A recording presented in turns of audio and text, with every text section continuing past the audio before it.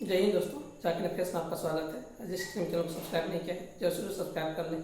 एक आज बहुत ही यूनिक और इम्पोर्टेंट विषय पर डिस्कस करेंगे। झारखंड के सीएम हेमंत सोरेन की brand value as a CM बहुत ज़्यादा गिर गई है। हाल ही फिलहाल में एक कोऑर्डिनेशन कमेटी की मीटिंग हुई थी, जैसे कि आप सभी को पता है। उस कोऑर्डिनेशन कमेटी की मीटिंग को चेयर किया था शिबू सोरेन ने। वैसे तो ज़्यादातर कोऑर्डिनेशन कमेटी की मीटिंग को सीएम चेयर करते थे, लेकिन इस बार थोड़ा सा यूनिक वे में देखा गया कि पहले दफ़ा कोऑर्डिनेशन कमेटी की मीटिंग पहली दफ़ा हुई थी और इस मीटिंग को चेयर किया था शिबू सोरेन ने, उनके फादर। और इसमें बहुत सारे ऐसे हॉट टॉपिक्स की चर्चा की गई और कहा गया कि ये कोऑर्डिनेशन कमेटी की मीटिंग अब हर साल होगी, हर साल नहीं हर महीने होगी, और जितने भी पब्लिक डोमेन में हॉट टॉपिक्स है उस पर सरकार को सलाह दिया करेगी। उसके अलावा अगर हम देखेंगे, हेमंत सोरेन का कार्यकाल अपने आप में थोड़ा सा विवादों से रहा है, विवादों से भरा रहा है, और थोड़ा सा बहुत इसमें बहुत ज़्यादा चर्चा वाले विषय भरे हुए हैं। मतलब हम लोग देखेंगे तो हेमंत सोरेन के आसपास बहुत ऐसे विषय हैं जो पब्लिक डोमेन के सुर्खियों में रहे हैं। चाहे हम लोग उनके सहयोगियों के पीछे ईडी का छापा देखें, चाहे उनके आसपास उनके ऊपर जो भी आरोप लगे हैं, या फिर उनके आसपास में और भी जो भी उनके ऊपर आरोप लगे हैं, चाहे हम लोग घोटाले का आरोप देखें, चाहे माइनिंग स्कैम का देखें, चाहे पेपर लीक का देखें, उनके जितने भी सहयोगियों के ऊपर ये भी ईडी के छापे पड़ रहे हैं।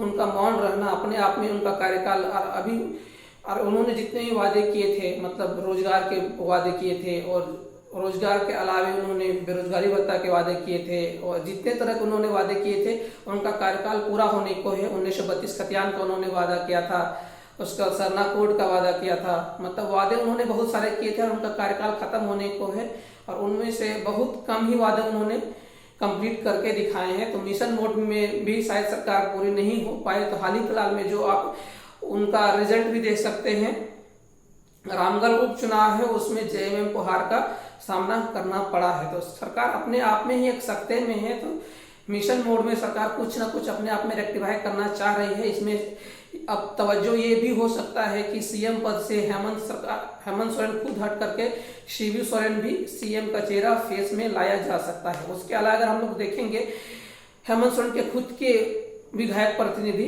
बरहेट के विधायक प्रतिनिधि जो साहेबगंज से आते हैं, उनके ऊपर पहली बार ईडी का छापा पड़ा, वो पकड़े गए, उनको अभी तक बेल नहीं मिले। ईडी का वो मेडिकल लीव पर है, उनको मेडिकल के इलाज के पर्पज से उनको दिल्ली भेजा गया। मतलब अभी भी उनको प्रॉपर बेल नहीं मिला है।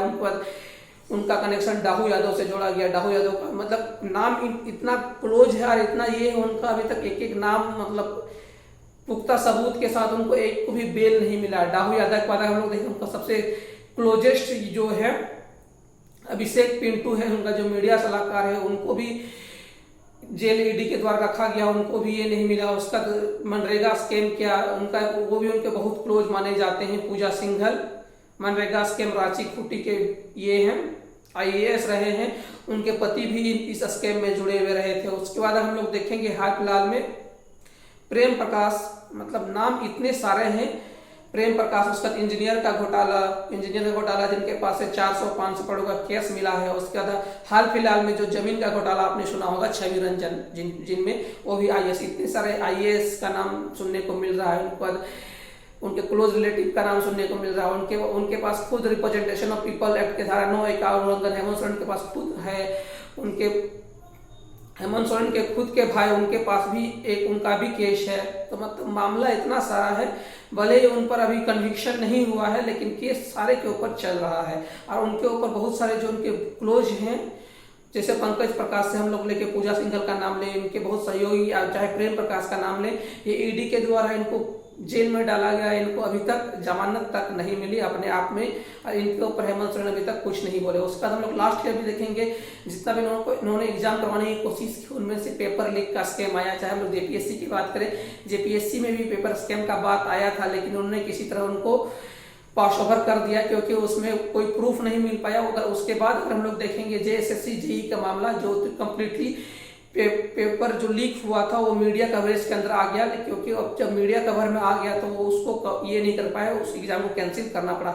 लेकिन जेपीएससी के एग्जाम में भी पेपर लीक हुआ था, ऐसा बोला जा रहा था, लेकिन किसी तरह से उसको छुपा लिया गया, लेकिन JSSC जेई में जो पेपर लीक का मामला इतना बड़ा था उसको छुपाया नहीं जा सका। उसके बाद भी अगर हम लोग देखेंगे, उन्होंने बहुत बड़े वादे किए थे कि हमने एक सटीक नीति, नियोजन नीति लाई है। उसका उन्होंने बोला था हम लोग खाद्यान्न आधारित नियोजन नीति लाएंगे, 1932 से खाद्यान्न लाएंगे, सरना कोड लाएंगे। इनमें से वो कुछ भी लाने में सक्षम नहीं रहेंगे। उन्होंने बोला था कि हम लोग 5 लाख रोजगार देंगे, वो भी लाने में तो वो सक्षम नहीं रहे हैं। 5 लाख रोजगार से मात्र वो, उन्होंने सदन में खुद कहा है, मात्र उन्होंने 352 रोजगार दिया है 3 साल में। उसके बाद उन्होंने OBC SC ST का आरक्षण के परसेंटेज खुद कुछ परसेंटेज में बढ़ाया है।